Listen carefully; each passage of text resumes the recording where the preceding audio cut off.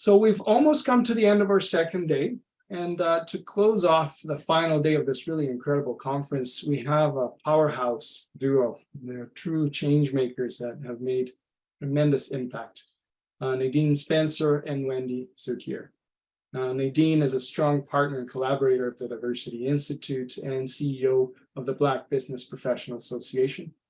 Culmination of a really groundbreaking 2-decade career in entrepreneurship.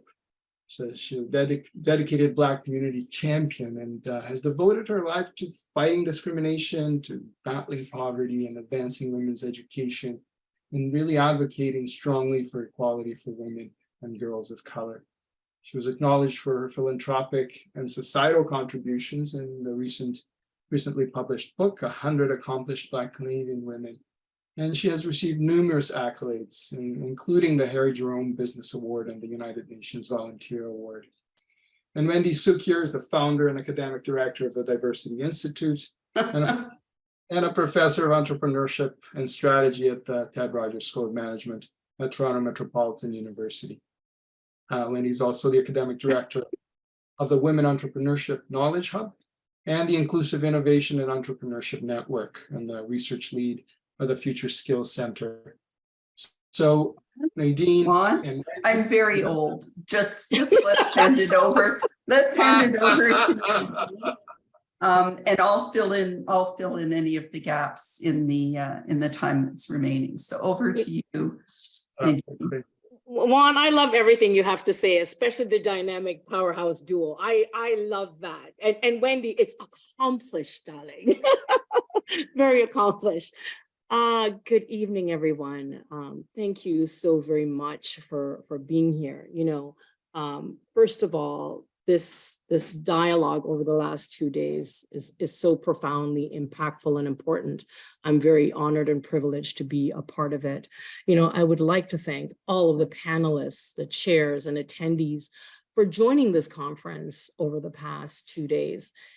These sessions have helped to build our understanding of the issues of online hate and examine some solutions to reducing the prevalence of online hate. One of the strongest themes that came through in the sessions was that in spite of the different experiences of racism, other types of hate, there are many similarities in how hate has been amplified online for all equity deserving groups.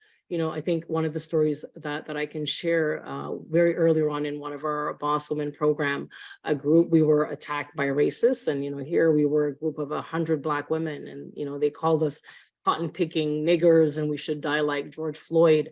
So, it was very a tough thing to experience, but and I hope no one ever experienced this, but when you experience something like this, you really see what it means and the sentiment and what we felt was really, really tough. And it still continues to be tough, and so, anti-Black racism has been, transferred to an online space where it impacts more people and especially youth. So throughout, our 400-year history in Canada, Black people have faced racism, discrimination, and hostility based on the color of our skin. The roots of anti-Black racism are founded in enslavement and its legacies. Segregation also existed in Canada. My friend Cassandra Dorrington's father was elected to city council in a small town in Nova Scotia, but could not attend the meetings because of the curfew imposed only on Black people. Can you imagine that? Black people in Canada were denied equal opportunities in education, in employment, housing, immigration, transportation, military service, and till today still continue in many instances. When we look at the murder of George Floyd, it raised awareness of the extent of racism today. But many Canadians are still in denial in believing Canada was immune to this. I remembered when the murder of George Floyd happened, a colleague of mine, a white woman, called and she said, I didn't know. And we just sat on the phone in silence, complete silence, for about 5 minutes. And at the end of it, she sort of exhaled and says, what do we do? What do we do? And I think, dialogue like what we're experiencing, like what's happened over the past few days, the awareness is what we do. But what's interesting is that, as Canadians, we sort of thought it wasn't happening, but not so. We've seen state violence against, Black people, like the killing of Latijur Toole by Calgary police in 2022, and the killing of Jean-René Jr. Oliver in 2021 in Quebec. And to add insult to injury, the Canadian Human Rights Commission was recently found to have pervasive anti-Black racism. Can you imagine that? And this is today, So, deeply entrenched in Canadian institutions, policies, and practices, anti-Black racism is either normalized or rendered invisible to the larger white society. Anti-Black racism manifests itself in how Black Canadians are disadvantaged or marginalized in society, the economy, and politics. And as a result, Black Canadians often have unequal opportunities, higher unemployment, and significant poverty rates. We are also overrepresented. We're very much overrepresented in the criminal justice system. In some communities here in Toronto, most Black children will know someone who has been shot. Many years ago, I remembered I was at my office and one of our employees was murdered. He was just shot on the side of the road.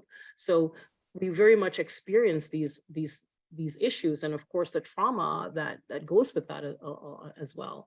So as we think about that, Black mothers worry about their children, particularly their sons, their Black sons, being targeted and killed for being Black. So the Black community is not homogenous. There are differences between what Cassandra would consider Indigenous Black people who have been here for centuries versus waves of immigrants from the West Indies, that would include me, and more recent immigrants from Africa.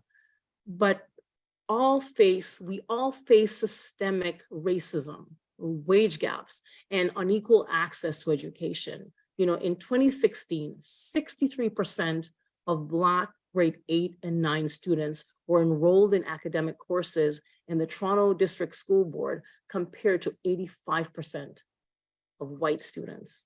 We see the results at the post-secondary level, where Black people whose families have been in Canada for 3 generations or more are less likely to have a university degree than Black people who are first or second generation immigrants. So, one subtle way that, racism and discrimination are perpetuated is through racial microaggressions. And what are microaggressions? They're everyday insults, indignities, and demeaning messages directed toward Black, Indigenous, or racialized people by white people, either online or in person. Examples of microaggressions would be someone saying, you don't act like a normal Black person. I get this a lot, especially when I'm in the United States. I mean, what is that? Or, you're really pretty for someone so dark, or, what I get a lot, you really speak well and sometimes there's a cutoff and sometimes there's not. So it shows, that there's some expectations, and these microaggressions is very real to me and to other Black individuals. And racial microaggressions can leave targeted people feeling sad, excluded, and viewed as second-class citizens. As much as we fight to be educated and have all the things to advance, you get to some place and someone looks at you and says, oh, for a Black woman, you are so-and-so. It's really, it's really sad, really, really sad. The Diversity Institute's in-depth analysis of media perceptions showed that representation for the Black community and its members in the Canadian mainstream media is negative, one-sided, and does not reflect the community's diversity. It does not acknowledge the significant contributions that members of this community has made to Canada. And, you know, it's interesting because we had a press conference once and we saw it was on gun violence, and at the gun violence press conference, many people showed up. And as you know, I'm a BBPA Harry Jerome Award recipient, as is Wendy. And I remembered when I got my BBPA Harry Jerome Awards in 2016, and I thought the media would come out.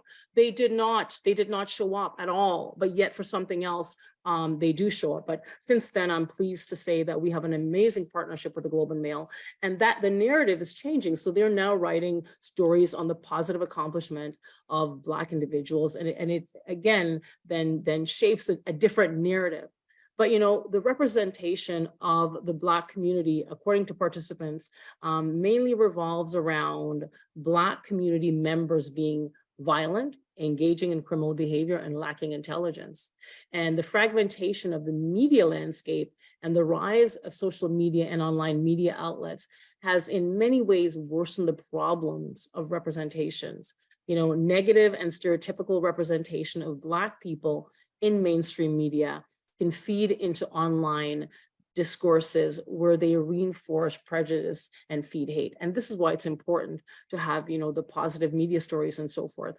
And, you know, online media fueled by some white supremacists and far right-wing groups mentioned yesterday fans the flames of anti-Black racism. You know, the number of hate groups have climbed from just over 100 in 2015 to over 600 groups who are now more active in recruiting and spreading online hate. We've seen incidents of anti-Black racism skyrocket, leaping from 345 police reported hate crimes in 2019 to 676 in 2020. We know from our speakers that these numbers are just the tip of the iceberg and substantially understate the scale of online hate epidemic. You know, I mentioned to you at the beginning what happened to our group. So no, the impact of racism online spills over into the real world. And as we saw in Buffalo in 2022, where 10 Black shoppers were murdered because they were Black by a man inspired by racism and hate that he found it online. So, you know, the same dynamics were at play in Canada at the Quebec mosque shooting, where 6 Muslims were murdered by another man taught to hate by the far right online. So we've heard how the best way all of us can stop online hate is not just to remain silent in the face of racism, misogyny, and all kinds of bigotry. We have heard about the common threads in how hate and racism impact all of our communities. We know the data. We know that hate and racism do not exist just south of the border. It is right here in Canada. You know, hate and racism and media bias is among us. We must all stand together, because when one of us is attacked, and demand action to be taken to stop further attacks. Amanda Dale said, if we're not speaking up and we're silenced, then who is left to speak? You know, we need to hold our political leaders accountable and demand continued action to fight the surge of online hate and systemic racism. We must all work to collect more data and use our knowledge and lived experiences to affect change in the places we work, go to school, and live. You know, we cannot be bystanders in this environment. We have to take action. Online hate and systemic racisms are hard problems to solve, yes, but by working together, we can make them better. This conference has brought many of us together, so let's strengthen our human defender ecosystem. I want to thank you for inviting me to close this conference, and thank you for the work that we will do together as a community that cares about humans, and we care about one another and our own well-being. And now I will turn it over to the powerhouse, the accomplished Wendy Cukier. Thanks so much, Nadine. And really all I can say is ditto. I think, you know, you bring to this discussion personal experience, but also a kind of energy and ability to organize and drive change that I think are really unparalleled. So I'm just going to echo the point that's been made. Allyship is key. You know, all of us are coming at this from different perspectives, but I think we do have a common enemy, and the common enemy is hate. The common enemy is misinformation, and the common enemy, frankly, is inaction. Because, you know, I always come back to Hannah Arendt and the banality of evil. It's really incumbent on all of us to recognize this as a problem and move forward. And in interest of the time, I will just say thank you to everybody for participating. We look forward to working with you in the future. And I will turn it over to the brilliant Juan Marseille to wrap us up. Thank you, Wendy. Thank you, Nadine. What a wonderful way to close this discussion, really reminding us of some of the key important messages. So again, thank you. So we're now at the end of the Diversity Institute's two-day virtual conference on online hate, media misrepresentation, and systemic racism. I wish to thank the incredible group of speakers who so kindly accepted our invitations to speak at this event. And what a thought-provoking and productive 2 days these were. And so our session chairs also, thank you for moderating our panels, asking insightful questions, and keeping us on schedule. And of course, a big thank you to all of our attendees who joined us today, and for many of you for the last 2 days. And I'd also like to take a moment finally and thank all of the Diversity Institute staff who played a part in organizing such a formidable event that we were all able to benefit from. There are a lot of moving parts, and their hard work really did not go unnoticed. So thank you again for joining us, and I wish you all a really great afternoon and an even better weekend ahead. Thank you. Merci. Chimigwech. Nyamagoa.